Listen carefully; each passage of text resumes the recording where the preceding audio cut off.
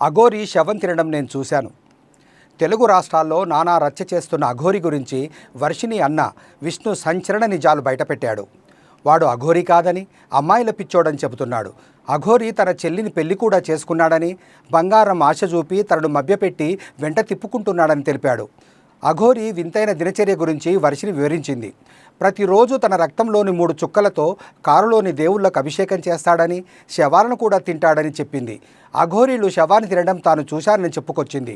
సోమనాథ్ దగ్గర శవంలో చిన్న ముక్కను తీసి తింటుండగా తాను చూశానని తెలిపింది. దీంతో పాటు మరెన్నో విషయాలు చెప్పింది. మాంసనేత్రము, మనోనేత్రము అనే విద్యలుంటాయని, 2 వేరువేరు పూజలుంటాయంటూ ఆసక్తికర విషయాలు వెల్లడించింది. అఘోరి వ్యవహారం రోజురోజుకు హాట్ టాపిక్గా మారుతుంది. వర్షిణి అనే బీటెక్ విద్యార్థిని ఇంటికి వెళ్ళడం, అక్కడ వారికి తన డబ్బులతో ఎన్నో వస్తువులు కొనడం, వర్షిణికి బంగారు చైన్ ఇవ్వడం వరకు అంతా బాగానే సాగింది. కానీ అఘోరి వెంట వర్షిణి వెళ్ళిపోవడంతో కథ అడ్డం తిరిగింది. మాయలు మంత్రాలు చేసి తమ కూతురిని అఘోరి తీసుకెళ్లిపోయిందని వర్షిణి ఫ్యామిలీ ఆరోపించింది. ఈ క్రమంలో గుజరాత్లోని ఓ పెట్రోల్ బంకు వద్ద అఘోరితో ఉన్న వర్షిణిని సోదరుడైన విష్ణు మరియు ఫ్యామిలీ మెంబర్స్ అంతా కలిసి పోలీసులతో వెళ్లి పట్టుకున్నారు. అనంతరం ఆమెను ఉజ్జయినిలోని ఒక హోటల్లో ఉంచారు.